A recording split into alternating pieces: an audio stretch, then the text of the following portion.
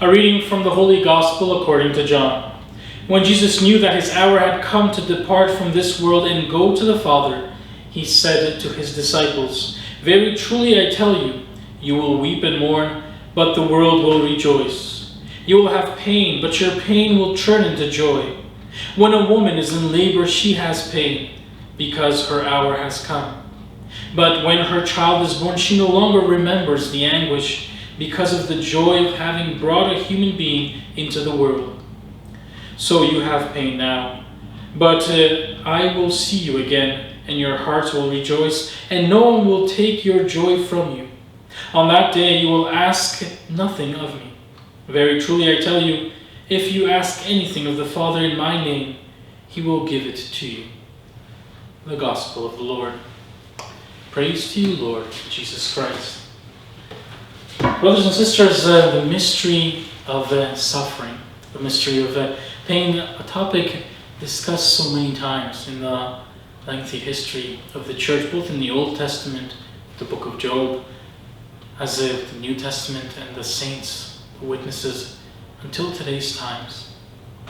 Notice in the metaphor used in today's Gospel of a mother giving birth, when a mother's time has come, when she is in labor, she feels pain. She feels pain and she wants that pain to be over. The only thing holding her really is her sense, her motherly genius of responsibility, that she has to deliver this child and give it to the world. But the moment she does deliver the child, she doesn't remember the pain. She just has the joy that a life has come. Her daughter, her son, has arrived to the world. And the first question is he or she healthy? And can I hold him? That selfless love of a mother.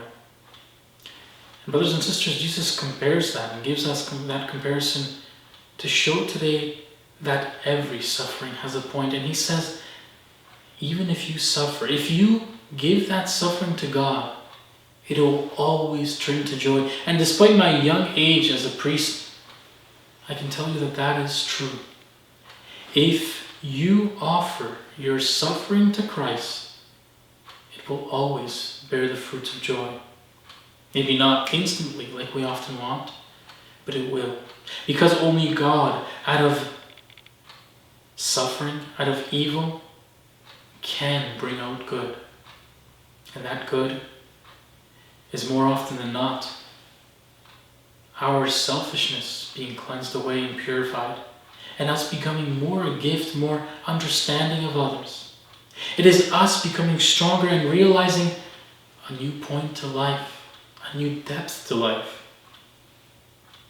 There are many saints that have lived that out and are examples to us of that. Many people that we probably remember just listening to this reflection right now.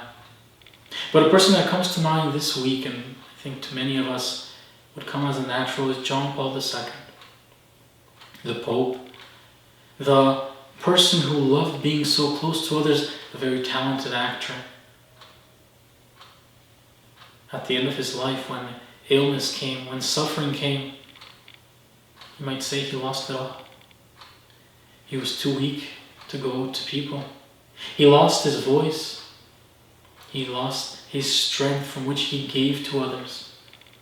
And we remember that most famous Angelus, when probably the first time in history, a pope came out to say the Angelus, to pray the Angelus, to greet the pilgrims, wanted to speak, but was not able to.